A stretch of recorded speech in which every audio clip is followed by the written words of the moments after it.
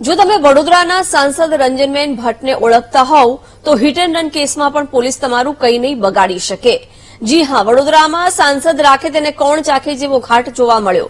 વડોદરામાં hit and રનના આરોપીને સાંસદ પોલીસ સ્ટેશનમાં જઈને છોડાવી આવ્યા। વડોદરાના ફતેગંજ પોલીસ સ્ટેશનમાં હિટ એન્ડ રનનો કેસ નોંધાયો, જેમાં રોંગ સાઈડમાં આવતા બે વિદ્યાર્થીને કાર ચાલક કુશ પટેલે કચડવાનો પ્રયાસ કરતા ફતેગંજ પોલીસ આરોપીને પકડીને પોલીસ સ્ટેશન લઈ ગઈ હતી। આરોપી કુશ પટેલ સામે ફરિયાદ નોંધાઈ ગયા બાદ ખુદ સાંસદ રંજનબેન ભટ્ટ આરોપીને છોડાવવા પોલીસ સ્ટેશન પહોંચી ગયા। બે વિદ્યાર્થીને ટક્કર મારનાર હિટ એન્ડ રન કેસના આરોપી કુશ પટેલ સાંસદ રંજનબેન ભટ્ટનો પાડોશી છે।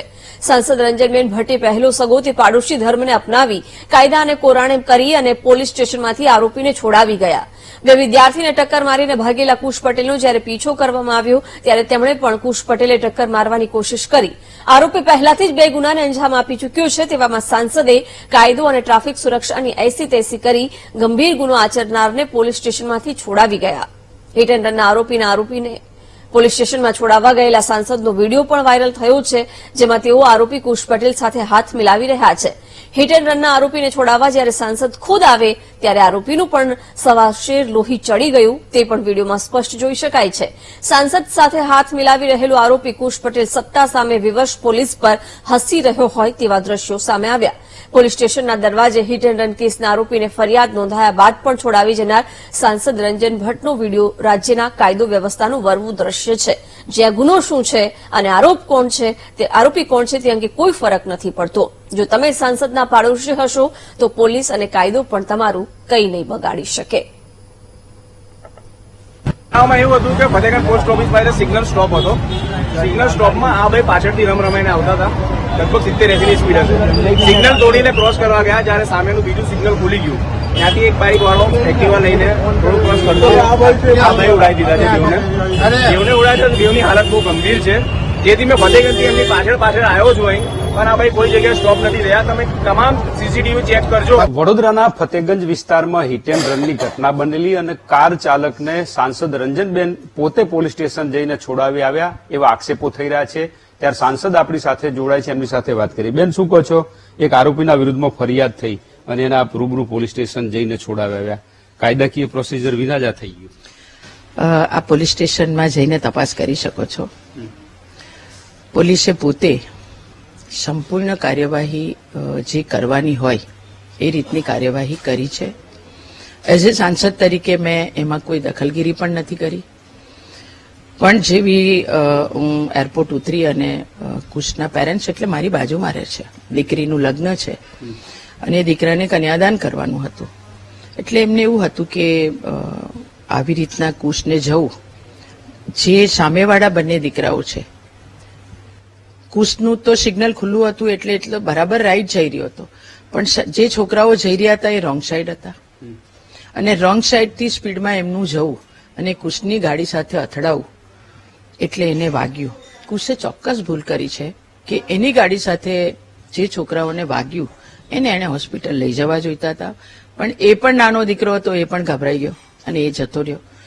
પણ હું પોતે તો એટલા માટે ગઈ કે આ જે દીકરાઓને વાગ્યું છે, એફઆઈઆર તો થઈ ગઈ હતી, એટલે એફઆઈઆરમાં તો જે કંઈ કરવાનું છે એ લોકોએ કોર્ટમાં કરવાનું હોય ને એ પ્રોસિજરમાં બંને પાર્ટી એમની મેરે થાય, પણ જે દીકરીના લગ્ન અને એનું કન્યાદાન આ કુશે કરવાનું હતું અને એની સાથે એવું ન બને કે જે છોકરાઓ ભણે છે ફિઝિયોનું અને એ છોકરાઓએ રોંગ સાઈડ, હેલ્મેટ નહીં, લાયસન્સ નહીં, પોતાનું એક્ટિવા નહીં, અને કદાચ આ કુશના પરિવાર એ બાજુથી બી એફઆઈઆર કરે તો પેલા છોકરાઓ પર બી ખોટું તકલીફ ન પડે।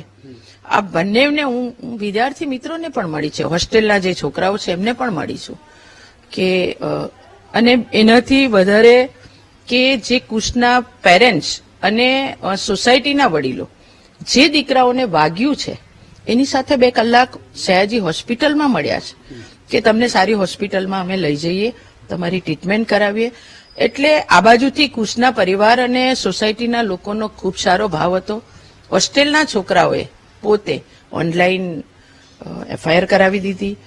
આ વિદ્યાર્થીને જ્યારે જે વાગ્યું છે વિદ્યાર્થીને જ્યારે સોસાયટીના લોકો મળ્યા ત્યારે એ લોકોએ કીધું કે અમે એફઆઈઆર નથી કરી, બારોબાર આ વિદ્યાર્થીઓએ એના હોસ્ટેલના છે એમણે એફઆઈઆર કરી દીધી અને કરી દીધી તો કુશે પોતે એ પ્રોસિજરમાંથી બહાર નીકળવું પડે અને પીઆઈએ પોતે એને મેડિકલ ચેકઅપ કરવાનું હોય કે જામીન આપવાના હોય એ પ્રોસિજર સાથે એને જામીન આપ્યા છે. બેન, પોલીસ સ્ટેશનમાં આપનો પણ વિડીયો વાયરલ થઈ રહ્યો છે, આપ પણ ત્યાં હાજરી છે. આના લીધે પોલીસે પ્રોસિજર જલ્દી કરી અથવા તો આ જે કાર્યવાહી પૂરી કરી, કારણ કે હિટ એન્ડ રનની ઘટના છે આમાં. માનુભાઈ, આપ જુઓ, હું પોલીસ સ્ટેશન ગઈ અને સ્વાભાવિક છે સાંસદ તરીકે હું ઘરમાં બેઠી બેઠી ફોન કરી દે તો પણ છોડાવી લાવી હોત. ભાવ એ હતો જ નહીં કે કુશને હું છોડાવી લાવું.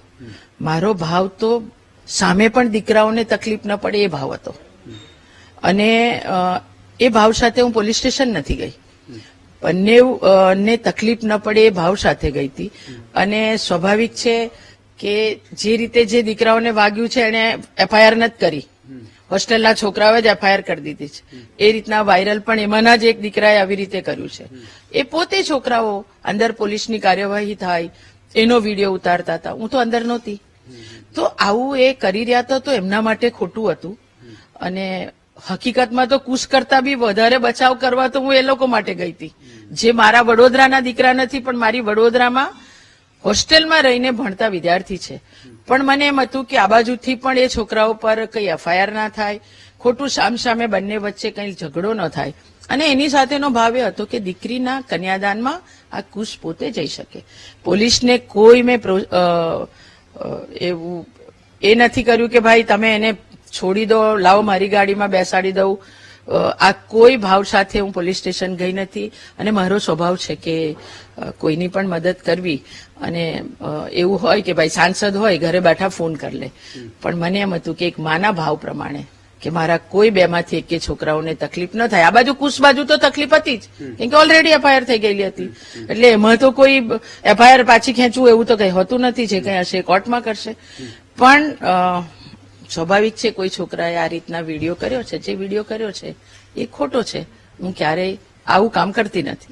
સાંસદ સ્પષ્ટ કહી રહ્યા છે કે કુશ પટેલના બેનના લગ્ન હતા અને એમાં એને કન્યાદાન કરવાનું છે એટલે પ્રોસિજર જલ્દી થાય. આ ઉપરાંત જે વિદ્યાર્થીઓ અકસ્માતનો ભોગ બન્યા છે એમને પણ સોસાયટીવાળા લોકો મળ્યા અને એ પણ ફરિયાદ કરવાનો ઇનકાર કરી રહ્યા હતા. અન્ય વિદ્યાર્થીઓ ફરિયાદ કરી છે, એફઆઈઆર થઈ છે, એની કાયદાકીય પ્રોસિજર થશે, પરંતુ બંને પક્ષના હિત માટે થઈ અને આ સમગ્ર પ્રક્રિયા છે કરી છે અને કાયદાકીય રીતે હવે કોર્ટમાં કાર્યવાહી થશે. એટલે આ જે વિડીયો વાયરલ થયો છે, સાંસદ બંને પક્ષે મદદ કરવા માટે થઈને ત્યાં ગયા હતા એવું અત્યારે કહી રહ્યા છે. કેમેરામેન કિશોર ક્ષીરસાગર સાથે માનુ ચાવડા, વીટીવી ન્યૂઝ.